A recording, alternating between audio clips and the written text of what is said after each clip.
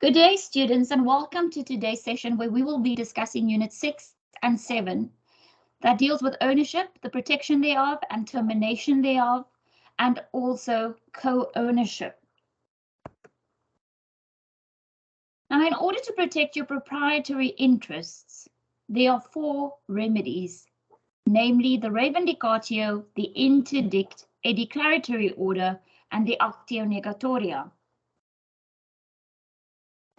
Now, as an owner, you will be able to institute the vindicatio against any person who is unlawfully in control of your property. In order to succeed with the vindicatio, you have to comply with 3 requirements. Namely, you have to prove that you are the owner of the thing, that the thing exists and that it is identifiable. Thirdly, that the defendant is in control of the thing when you institute the remedy. Now, certain defenses can be raised against the vindicatio, which means that the owner will not necessarily always be able to succeed with the vindicatio. And there are 3 such situations. The first one is in the case of sales and execution, where a sheriff or a messenger of the court sells a judgment debtor's assets at a public judicial sale in execution of a judgment. The true owner, if his or her goods are sold by mistake as belonging to the judgment debtor, for example, where the judgment debtor has bought the goods on credit and has not yet acquired ownership of them, cannot recover his or her property from a bona fide purchaser after the sale and delivery of the thing to the buyer.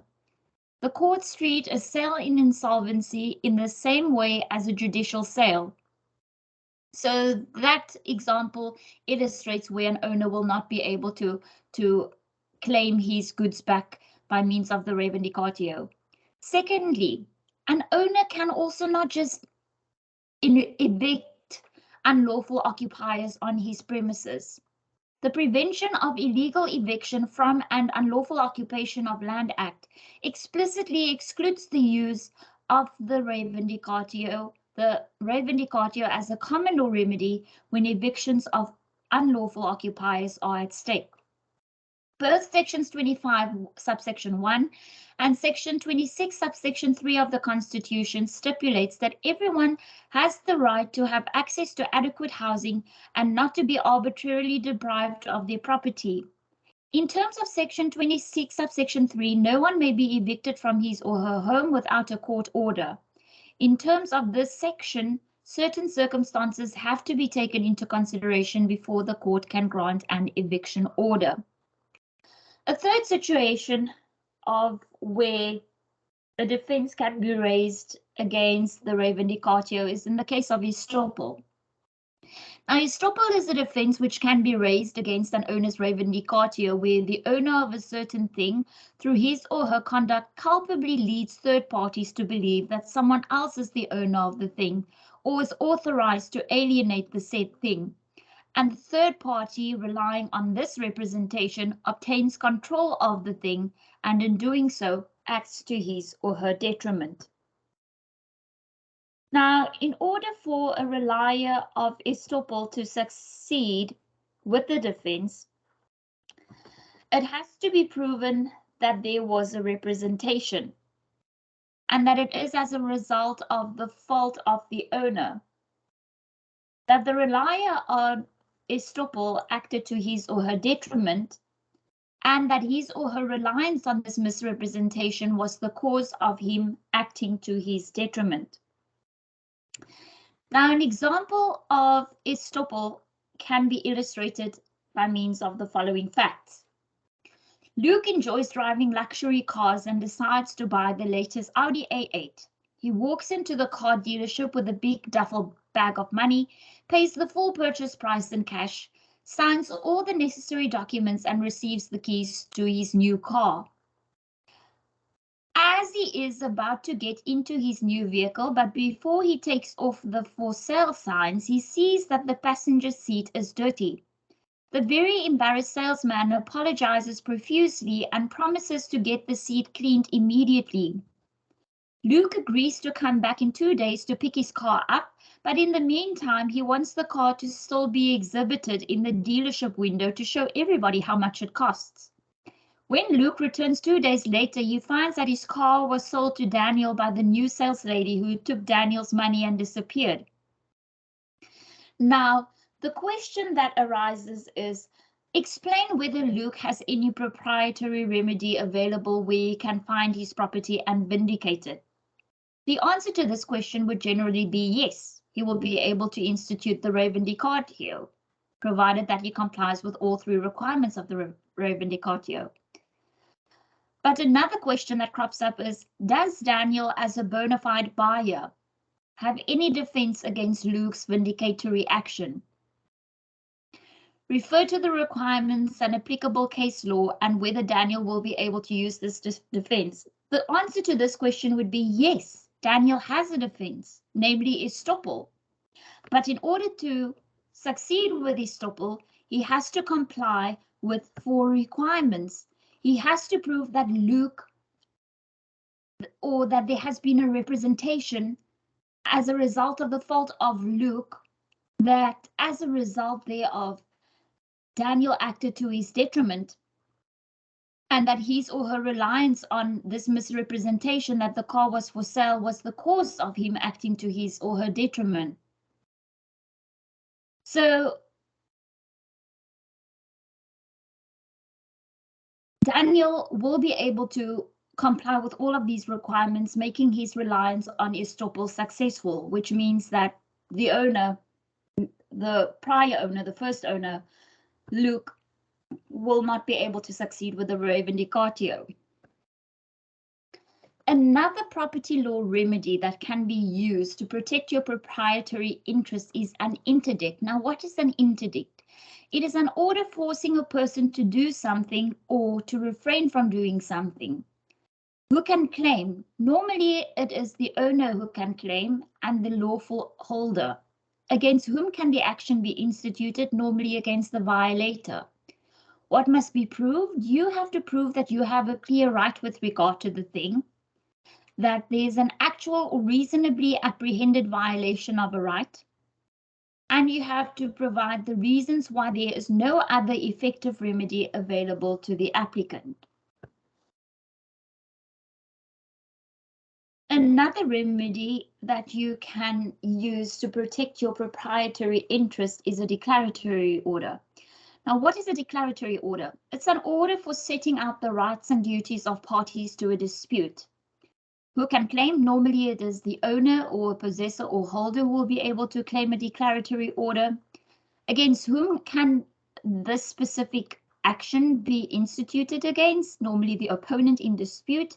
What do you have to prove to succeed with a declaratory order? You have to prove that there's an actual existing or future right or obligation with regard to property. You have to prove that there's an existing and real dispute about the right or obligation in question. You have to provide convincing reasons why the circumstances make it necessary for the court to make a declaratory order to solve the dispute by setting out the rights and obligations of the parties. Due to time constraints, I will not be able to provide you with an overview of delictual and enrichment remedies. I refer you to your study guide, pages 126 to 131, to master. Please take note that this entire session is only a brief overview of the study units, and you are still expected to master the material, the entire material in your study guide in your own time.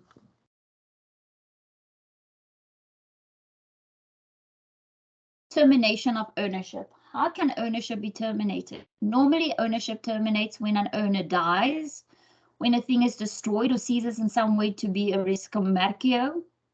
Now, there are 3 ways in which the legal relationship between the owner and the thing is terminated, namely, when the owner transfers the thing to another person by means of delivery or registration, when the thing becomes a res nullius by operation of law, for example, as we've mentioned in earlier units, original acquisition of ownership, such as in the case of accession, your ownership will be terminated in the case of acquisitive prescription, and even expropriation. Right, so let's move on to our next study unit, which is study unit 7, that deals with co-ownership. What is co-ownership? It can be defined as the situation where two or more persons own the same thing at the same time in undivided shares. It is important to note that it is the abstract concept of ownership that is divided and not the thing that is divided. There are two forms of co-ownership, namely free co-ownership and bound co-ownership. Now, what is free co-ownership? Free co-ownership is where the co-ownership is the only relationship between the co-owners. For example, Q and R are owners of a farm. They purchased the farm jointly before they were married.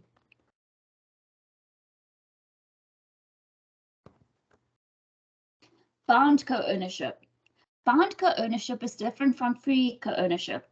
This exists where there is an underlying legal relationship between the co-owners which determines the basis of their co-ownership. For example, a marriage in community of property. Example, A and his wife B are married in community of property. They are therefore co-owners of a farm in equal shares, 50% each. Another example of bound co-ownership is a partnership, where the underlying legal relationship between the partners is determined by the law of partnerships and the partnership contract between the partners. Now, what are the rights and duties regarding the whole thing? The co-owners can alienate or burden the thing. All the co-owners must, however, consent thereto. Each co-owner is entitled to use the thing reasonably and in proportion to his or her undivided share. The co-owners are entitled to share in the fruits, the income or profit regarding the property in proportion to each co-owner's share. The co-owners must contribute to the maintenance of and expenses regarding the thing in proportion to their shares. Undivided shares. Every free owner can make completely independent arrangements with regard to his or her own undivided share in the owner of the thing. Thus, every free co-owner may alienate, mortgage, burden with a personal servitude, rent or leave to his or her heirs the undivided share in the ownership without the cooperation of the other free co-owners. In the case of bound co-ownership, this entitlement is restricted by the terms of the underlying legal relationship.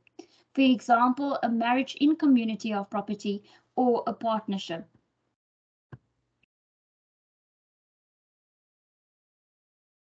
With regard to the undivided share, every free co-owner can use the thing in proportion to his or her undivided share in the ownership, provided that the use is reasonable. You cannot use the thing as if you are the sole owner of the thing. The profit which a free co-owner makes out of reasonable use, which is in proportion to his or her undivided share of the ownership of the thing, may be retained and need not be shared with the other co-owners.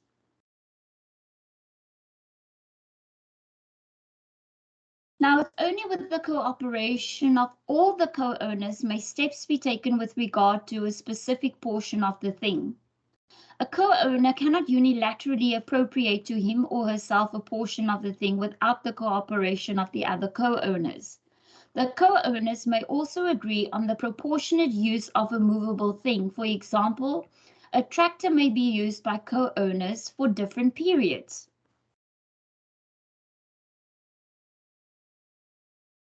Free co-owners may also agree with each other to divide the thing physically among themselves.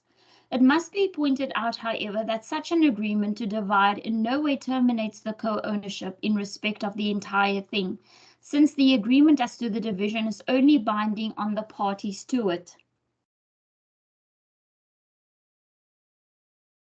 Co-ownership in respect of land will only be terminated when partition transfers are registered. A partition transfer is based on an agreement to terminate the co-ownership relationship and subdivide the land. Every co-owner is at liberty to demand division of the thing at any time unless he or she has bound him or herself by agreement with the other co-owners not to demand division for a certain period. Even in this case, the co-owner can still demand division. This act will merely constitute breach of contract and may lead to a claim for damages. There are also certain remedies that can be instituted in the case of co-ownership of things. Application can be made for damages or division of profit if the co-owner uses the thing unreasonably in relation to his or her share. Or an interdict can be obtained to prohibit another co-owner from making unreasonable use of the property. If the co-owners decide to subdivide the property for any reason whatever, they must first try to reach an agreement on the form the subdivision will take. Only if they fail to reach such an agreement can they approach the court when the co-owners disagree about the physical or corporeal division of the thing. Any co-owner may claim division by means of the actio cumini dividendo. This concludes today's session. Thank you very much for listening.